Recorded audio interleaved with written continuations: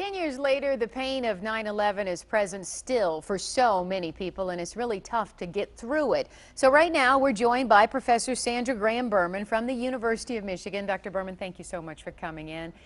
First, for people who are just now seeing this, especially young people, what's the best way for parents to explain to kids what's going on right now?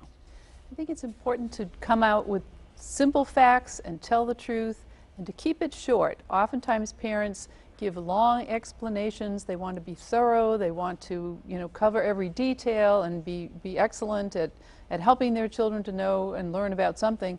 But children simply want a few facts often. They don't want a long story. So you might say to children, there were 3 planes that crashed into buildings. It was very sad. People got hurt. Some people died.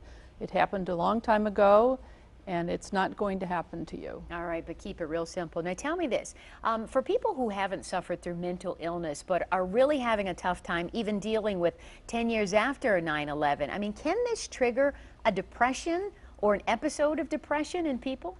Well, it's an important thing to understand that most people are upset when something catastrophic occurs, when there's a devastating event that engulfs the entire country. It's emotional, it's upsetting. I can't think of one person who wasn't crying or extremely upset that day.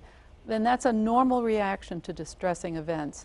However, when those reactions persist, when they don't abate with time, when they don't slowly heal, people may still have some reactions, and they're most likely to be feeling anxious and fearful, unable to be comfortable, maybe even re-experiencing the event in dreams, sometimes avoiding things that remind them of the event, or people might be very highly reactive, and children, for example, might be very jumpy, even today as adults, if they still are traumatized by the events that happened.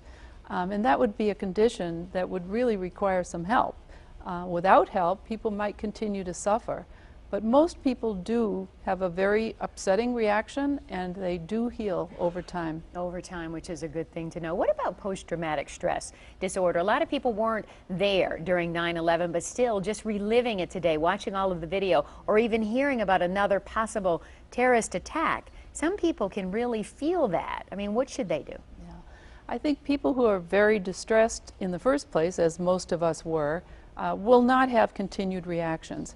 If somebody today is very upset about what happened and it's a reminder, but they've been okay for those 10 years, they've been working, it hasn't affected their relationships or their ability to carry on their life, most of us will be upset. These are called anniversary events, and it's the birthday or the anniversary, particularly a significant one like 10 years, that brings back all of those emotions, and that's not a bad thing. I think it's important for people to be able to talk about what happened, to share the feeling, and maybe even to find ways to think more positively or try to do something about it. Try to, go to these commemorative events, plant trees, write letters, thank people.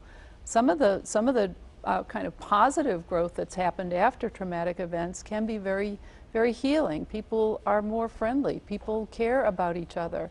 You really appreciate what you have when you see what others might have lost. Absolutely, and we're much safer. And I know I visited a group of 5th graders who wrote letters to the firefighters, and now some of those 5th graders 10 years later are young adults, and it meant so much to write letters of thank you to their heroes there in New York, and some of the firefighters wrote them back. So I think if we can do something and make a difference, we can all heal from it.